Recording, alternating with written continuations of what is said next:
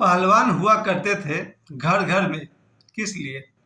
मेरे गांव में जितने भी घर, जितना भी टोला इसको कहते हैं, गांव का एक हिस्सा होता है टोला, उसके हर घर में एक एक पहलवान हुआ करते थे। किस लिए होते थे भाई? जैसे मेरे परिवार में मेरे एक चाचा के लड़का हुआ है भीम। उनका नाम ही था भीम। वैसे नाम था वीरेंद्र पांडे, लेकिन जो लोग भी मुझे जानते हैं, मेरे परिवार को जानते हैं, उन्हें पता होगा मेरे चाचा के लड़के थे भीम। मेरे खानदान से वो पहलवान निकले। वास्तव में खानदान में एक पहलवान नहीं, हर परिवार में एक पहलवान होना जरूरी था। ऐसा मेरे गांव का, समझिए, एक तरह का नियम था। तो मेरे परिवार में पहलवान थे मेरे पिताजी। मेरे पिताजी को जो लोग भी देखे हैं, उन्हें पता होगा उनका फिगर कैसा है। बिल्कुल आज भी लोग कहते हैं कि भाई आपके पापा रिटायर हो गए, लेकिन उनका जो पर्सनालिटी है जबरदस्त है, बिल्कुल पहलवान वाली। फिर उनके बच्चों में से एक पहलवान हुए थे हम, जो मात्र 12 वर्ष तक ही पहलवानी कर पाए। उसके बाद फिर पढ़ाई लिखाई में लगे, कुसंगति में लगे और पहलवानी का हवा निकल गया मेरे। लेकिन मेरे पिताजी मेरे परिवार से एक पहलवान हुए। मेरे चाचा के लड़के भीम, जिसे पूरा गांव लोहा मानता था, वो पहलवान हुए। मेरे घर के बगल में, जिसको भोजपुरी में लोग बोलते हैं ना पट्टीदार, एक तरह से वो भी रिलेटिव होते हैं, वहाँ जो पहलवान थे वो दारा सिंह के असिस्टेंट थे। यानी जब दारा सिंह कुश्ती लड़ते थे तो उनसे पहले रिंग में वो मेरे एक भाई हैं, वो लड़ते थे, कभी निगरों से, कभी अंग्रेज से, बहुतों के साथ।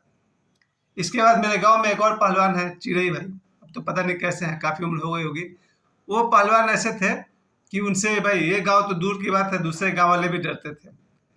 मेरे कहने का मतलब है, हर परिवार में एक तो 3 4 5 लड़के हुआ करते थे। परिवार नियोजन तो बहुत बाद में आया ना, कि हम दो, हमारे दो, एक बेटा एक बेटी। लेकिन जब मेरा जमाना था तब मेरे पिताजी के 8 बच्चे, ओशो के पिताजी के 12 बच्चे, मेरे बड़े चाचा के 8 बच्चे। इस तरह से हमारे ज़माने में, मैं 80 की बात कर रहा हूँ, उस ज़माने में हर आदमी के 5 या उससे अधिक बेटे हुआ करते थे। उनमें से एक बेटा का काम था पहलवानी करना। कोई ना कोई एक बेटा ऐसा होता था जिसका इंटरेस्ट पढ़ाई में नहीं होता था। उससे पूछा जाता था, भाई स्कूल नहीं जाएंगे, उसके नेचर में पकड़ में आ जाएगा कि ये लड़का पढ़ेगा नहीं, तो फिर क्या करेगा? पहलवानी करेगा। इन पहलवानों को तैयार कैसे किया जाता था वो सुनिए। इन पहलवानों का मुख्य काम था सुबह शाम गाय या भैंस जो भी घर में है, एक से अधिक मवेशी होता था हमारे घर में, 2 गाय 3 गाय तक तो मेरे पिताजी रखते थे। तो गांव में जो गाय और भैंस हुआ करती थी, उनमें से एक गाय या भैंस का पूरा दूध या जो भी उसकी कैपेसिटी है, सुबह शाम कच्चा दूध पीना इन पहलवानों का डाइट था। और रोटी पता नहीं 16-20 कितने खा जाए सुबह शाम। वैसे ही इनका खाना पीना बहुत जबरदस्त हुआ करता था। हर घर में, हर गांव में, हर टोला में एक एक पहलवान हुआ करता था। इसका फायदा क्या है? इसका फायदा ये था कि अगर किसी ने बाहर से उपद्रवी आकर हमला किए, ये पहलवान का काम है उसको भगा देना। और मैं ये नहीं कह रहा हूँ कि वो हिंसा करते थे, मारपीट करते थे, कानून तोड़ते थे। मैं ये कह रहा हूँ, पहलवानों को देखते ही ना दुश्मनों की छक्का छूट जाया करती थी। आप कहेगा उधर ही पहलवान होता होगा, लेकिन जो पहलवान गलत काम करता है वो हारेगा, और जो पहलवान नैतिक रूप से सही है उसका जवाब नहीं। तो मुझे याद है मेरे गांव में सुबह सुबह 6 बजते बजते एक अखाड़ा में सबको पहुंच जाना था, और अखाड़ा में पहलवानी हुआ करता था। मेरे गांव के लड़के कम से कम 1 घंटा, 5-5 मिनट, 10-10 मिनट तक सबको पहलवानी करना है, कुश्ती करना है। सभी का अच्छा खासा स्ट्रक्चर हो गया था। उसके बाद सुबह पहले या बाद में दूध पिएंगे वो लोग, उठक बैठक करके दूध को पचाएंगे। फिर उनका ज़्यादा काम नहीं हुआ करता था, उनका काम था पहलवानी करना। जब गांव में कोई गेस्ट आता था, ये खास बात है इस वीडियो बनाने का सबसे बेस्ट लाइन, जब गांव में कोई गेस्ट आता था और कभी गांव के बाहर शाम को या दिन के एकांत में चोर उचक्के उनको घेर लेते थे। आज भी होता है। आज भी अगर दोपहर में कहीं आप गुजरिएगा सुनसान जगह से, तो 2-4 लुच्चे लफंगे चाकू के बल पर लोगों का पैसा और सामान लूटा करते थे, अभी भी लूटते हैं। उस जमाने में मुझे याद है, कोई गांव से दूसरे गांव से कोई आदमी आ रहा है, साइकिल से आ रहा है, तो 2-4 उचक्के उसका चाकू सटा दिए उसके पेट में, उसके घड़ी छीन लिए, साइकिल छीन लिए, पैसा जो है वो भी छीन लिए। लेकिन एक काम चोर जरूर पूछते थे उस गेस्ट से कि भैया किसके घर जा रहे हो? और वो गेस्ट ने कह दिया, भाई हम तो राम बहादुर पांडे के घर जा रहे हैं। बस सारे चोर उनका सामान भी वापस करते थे और उनको घर तक पहुंचाते भी थे और कहते थे किसी से बोलना मत। ये बात मैं फिर से रिपीट कर दूं, एक बार और धनबाद में ही एक जगह है कुसुंडा, वहां पर मेरा चचेरा भाई फूफा से मिलने जा रहे थे। 1980 की ही बात है। एक पुल के नीचे से उनको पैदल गुजरना था। दोपहर के 12-1 बज रहे थे। सुनसान पुल के नीचे से वो गुजर रहे थे और 2-4 चोरों ने उनको घेर लिया, चाकू लगा दिया, उनको सटा दिया, घड़ी छीन लिया, पैसा छीन लिया, मगर एक बात पूछा, कहाँ जा रहे हो, किसके पास जा रहे हो? वो बोला हम जा रहे हैं श्री मुरली मनोहर शर्मा के घर। अच्छा अच्छा अच्छा, ठीक है ठीक है, ये लो अपना घड़ी, सामान, पैसा, चलो पहुंचा देते हैं, किसी को बोलना नहीं कि तुम्हारे साथ ऐसा हुआ था। उनका नाम ही काफी था। तो ये मेरे कहने का मकसद है कि अगर मेरे 4-5 बेटे होते, अभी तो एक ही बेटा है ना, एक बेटा एक बेटी, 4-5 बेटा बेटी होते तो मेरा चॉइस होता कि भैया एक तो उसमें से पहलवान बन जाओ, मेरी खातिर, परिवार की खातिर, खानदान की खातिर, पाथरडी मोहन बयार की खातिर, झारखंड की खातिर, देश की खातिर, सनातन की खातिर। यानी कि कोई भी दुश्मन अगर मान सम्मान पर हमला करता है तो क्या बेटा खड़ा होकर देखेगा? पहले ही मैंने ऐसे घटना देखे हैं। जब मैंने आपको बताया था कि एक बाप का इंसल्ट कर रहा था पड़ोसी, तो उसका जवान बेटा चुपचाप सुन रहा था क्योंकि उसमें हिम्मत नहीं थी। एक दूसरा बेटा मैंने देखा था, उसका बाप मार खा रहा और वो बस बगल में खड़ा होकर देख रहा था। तब मुझे याद आया अपने पहलवानी का दौड़, और साथ में मुझे ये भी याद आया कि अगर मेरा बेटा पहलवान होता तो क्या वो अपने बाप की पिटाई खड़ा होकर देखते रहता, या फिर पुलिस के आने का इंतजार करता, या फिर वकील साहब के पास जाकर कहता मेरे बाप को बचा लो, या वो पहले पिता की रक्षा करता।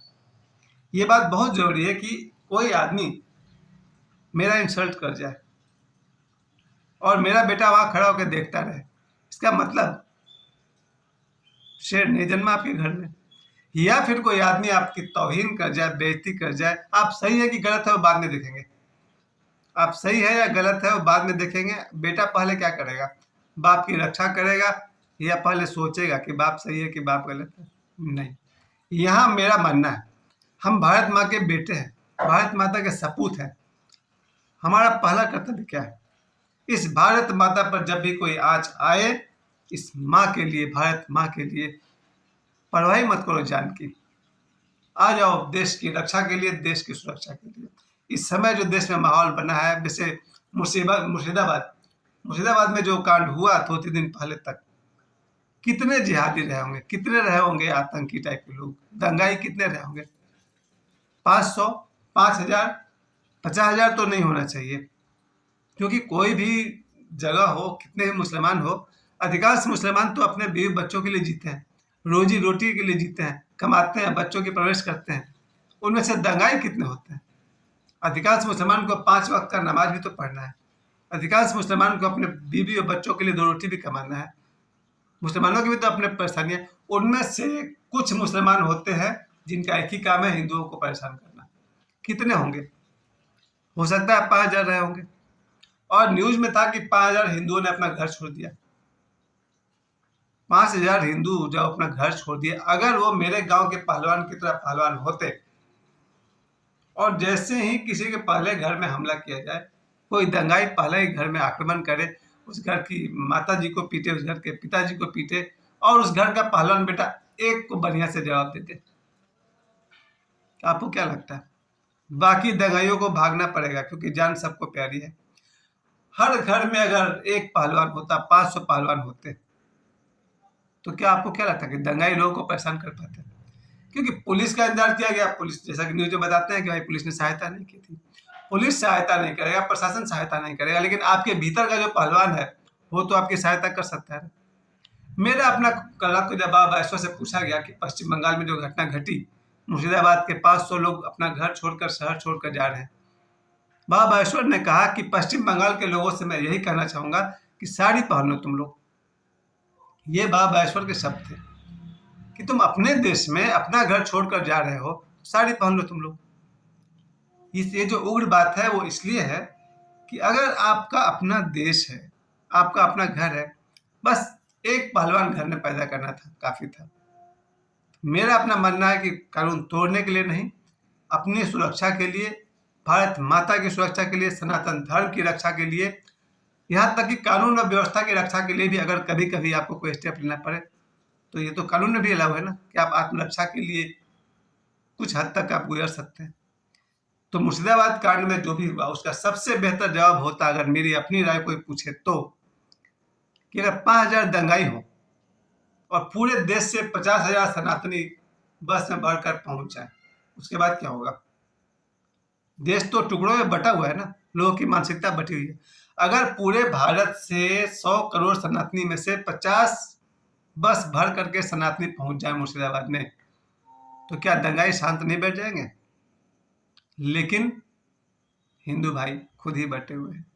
मेरे कहने का अर्थ ये हुआ सर कि मेरे गांव में घर घर में पहलवान हुआ करते थे और पहलवानों का काम था रक्षा करना, न कि कानून तोड़ना। और हम सब भारत माता के संतान हैं, हम भी पहलवान हैं और हमारा काम है देश की रक्षा करना, सनातन की रक्षा करना, बिना कानून को हाथ में लिए। जय श्री राम।